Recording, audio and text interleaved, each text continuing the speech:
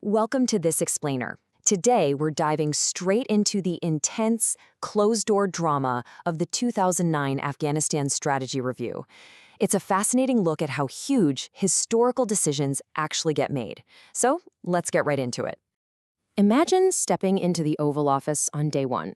Immediately after taking office, President Obama faced a stark, overwhelming reality. He realized he was inheriting a global situation that was incredibly fragile, one that could literally ignite at any moment in a half-dozen different ways. And to put that into perspective, look at the sheer scale of the conflicts he inherited. We're talking 161,000 troops in Iraq and another 38,000 already in Afghanistan. That is a staggering amount of people deployed, and it meant the new administration had to make incredibly difficult, high-stakes decisions from the very first minute. Section 1. The Inherited Afghan War. So what did the early intelligence briefings actually say? Well, they painted a pretty grim picture. They revealed that the immediate threat wasn't just inside Afghanistan itself.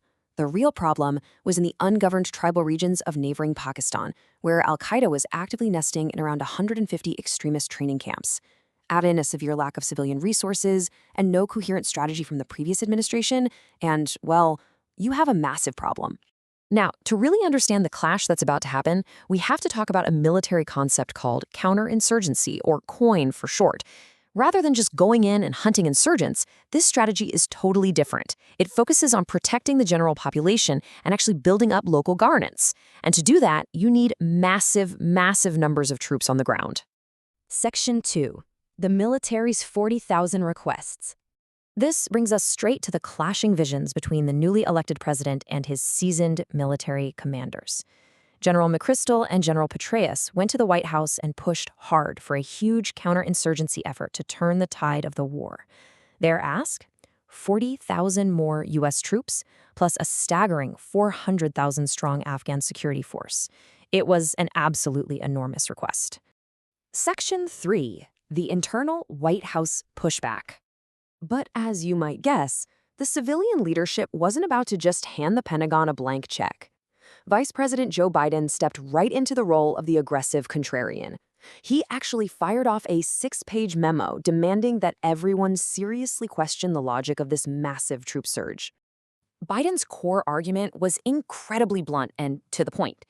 He basically argued, look, you can send all the troops you want into Afghanistan, but it won't solve the real problem. Those extremist safe havens right across the border in Pakistan. As he put it, if you don't get Pakistan right, you simply cannot win. So we have this fundamental divide, right? It's a classic showdown. On one side, the military wants a 10-year timeline and massive nation building.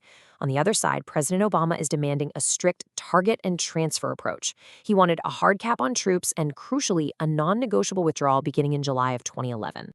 And man, things got incredibly heated. The tension completely boiled over in the Situation Room when the military kept trying to slowly expand the scope of the mission, inching past prior agreements. The president literally erupted in frustration, declaring he was totally done debating it and hadn't agreed to an open-ended plan. Section 4. Drafting the exit strategy. Realizing they were just spinning their wheels, Obama decided he had to force the issue. Picture this. It's late into the night, and the president, alongside his advisor, Thomas Donnellan, are personally hammering out a rigid 6-page terms sheet. It was a definitive, clear-cut assertion of civilian control over the military. So what was actually in these final, strict orders? Well, it effectively rejected the military's demand for open-ended nation building. Number 1, absolutely no full counterinsurgency. 2, the focus had to be strictly on degrading the Taliban. And 3, a hard, non-negotiable cap of 30,000 troops. They even mapped out the exact timeline visually, creating a chart to show the planned thinning out of U.S. forces. The entire goal was centered around an absolute mandatory transition of security duties over to the Afghans. They were doing everything in their power to avoid getting dragged into a forever war.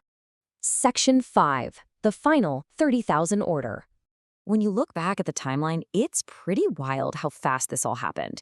It was a rapid sprint from those intensely heated Situation Room clashes in mid-November to the president issuing that 6-page term sheet on November 29th, all leading straight to a public announcement at West Point just 2 days later.